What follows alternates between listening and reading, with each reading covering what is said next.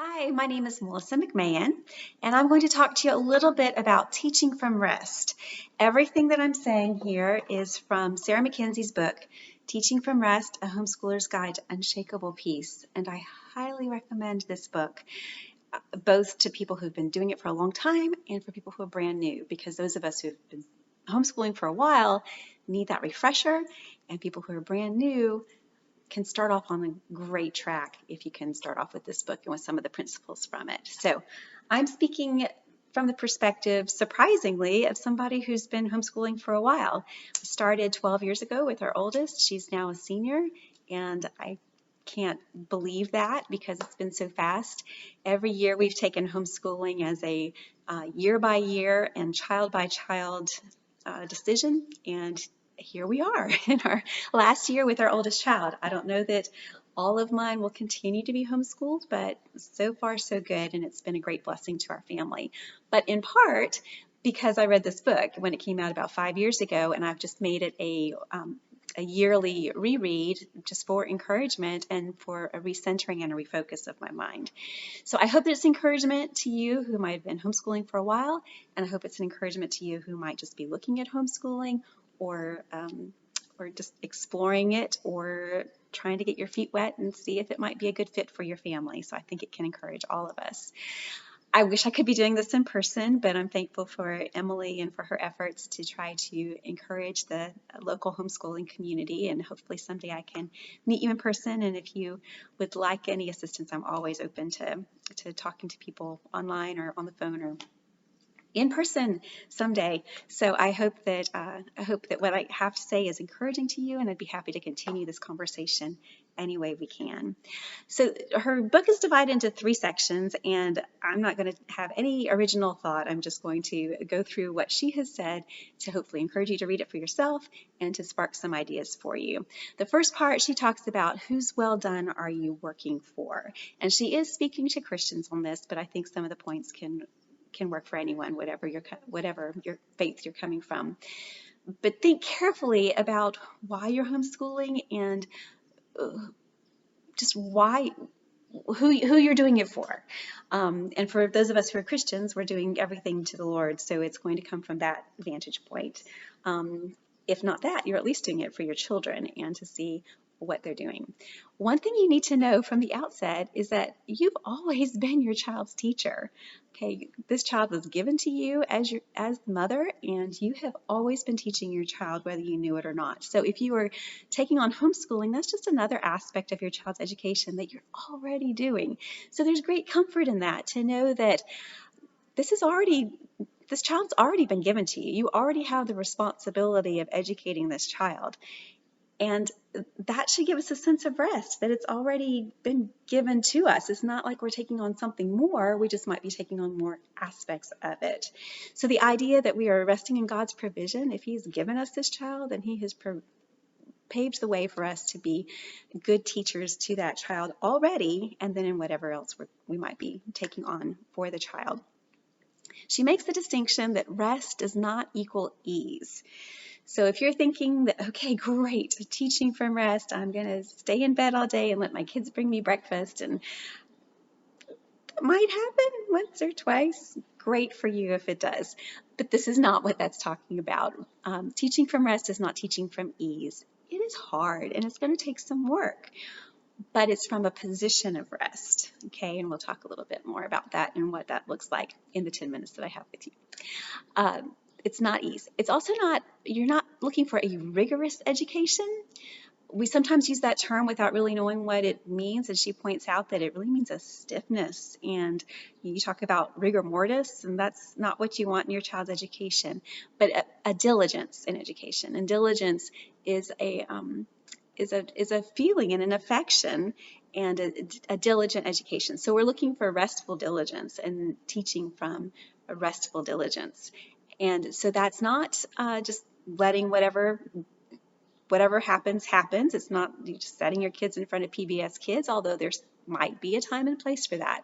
But that's not what she's talking about. Having a plan, working through your plan, but doing it from a place of rest. And she talks a lot about stewardship, and she uses the analogy of a garden, which God does too in the Bible. The garden is all in the Bible from Genesis to Revelation and in between, and Jesus is always talking about gardening. So if maybe you're one of those who started a garden during this quarantine this spring, you might understand this analogy even better, that we can prepare the soil, we can plant the seeds, we can water, we can fertilize, but it's up to God to give the growth. And we provide the conditions and the child grows. So that's what we're doing as educators. And in that rest, we can be restful in what we have done, but know that the real work belongs to the Lord, and it belongs to our child to take ownership of that education. And that should give us some rest to know that it's not us filling a bucket, okay? It's us lighting a fire, to take from Plutarch. Second part, she talks about the curriculum is not something you buy. And if you have been homeschooling for a while, or if you've just been looking into homeschooling for a while, you'll think, because people are trying to sell you stuff, that homeschooling is all about choosing the right curriculum that will be magic for your child. And yes, you need to be diligent in deciding what curriculum is going to fit for your family. But in the end, it's not the stuff you buy, it's how you teach your child, how you provide that to your child. So curriculum is much more of a how than a why. So take some time to really figure out what curriculum, what philosophies really resonate with you, and what will work best for your family and for your child. And just please be aware that people are trying to sell you things, and that's great. They have some great products to sell. But in the end, you really don't need anything except good books for your kids. Okay, you can teach your kids. Give them good books, teach them to read, and you're golden.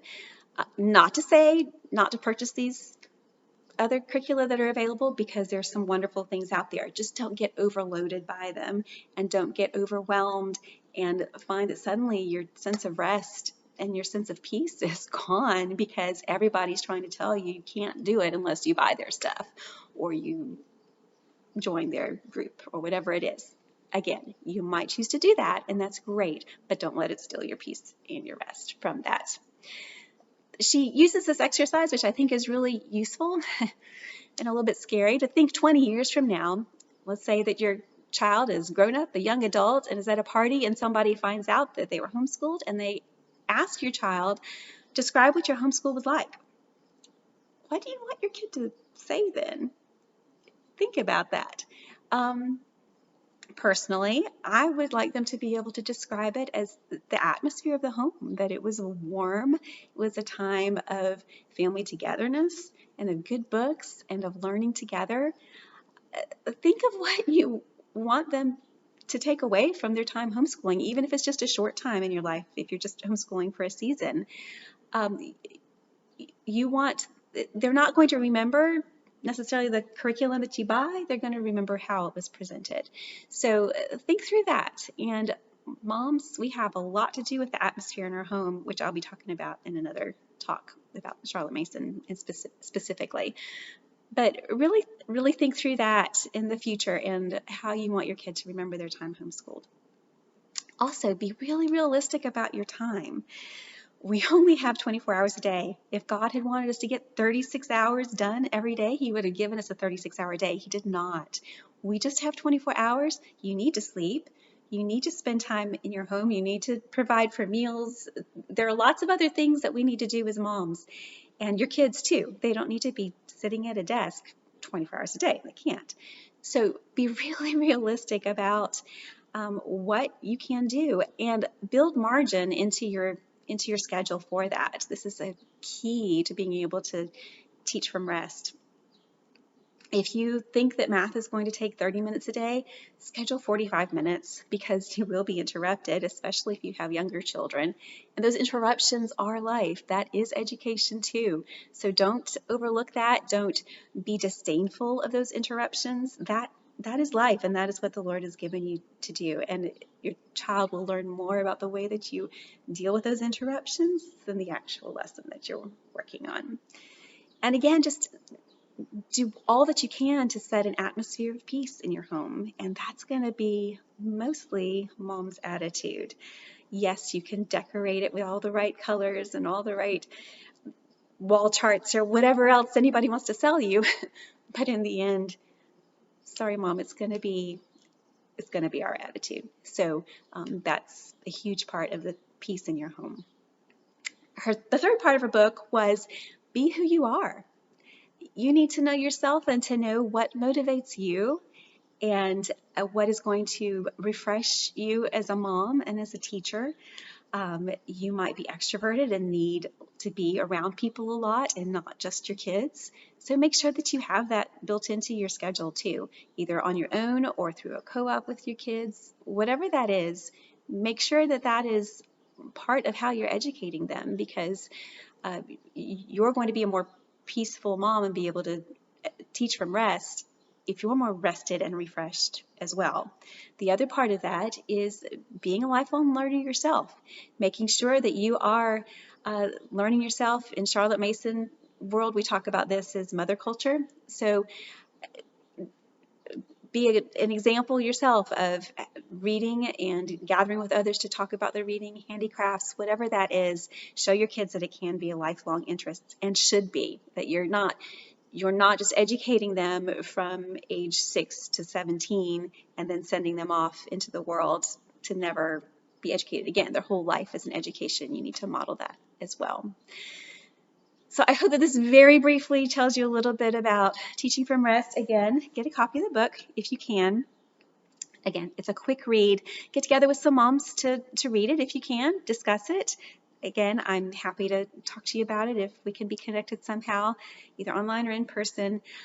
Find another mom, even if she didn't homeschool, but a mother who's raised her kids, and learn from her. That is where you'll learn the most, from other women in your life who have raised children and can encourage you in the time that you are. Blessings to you all. Thank you.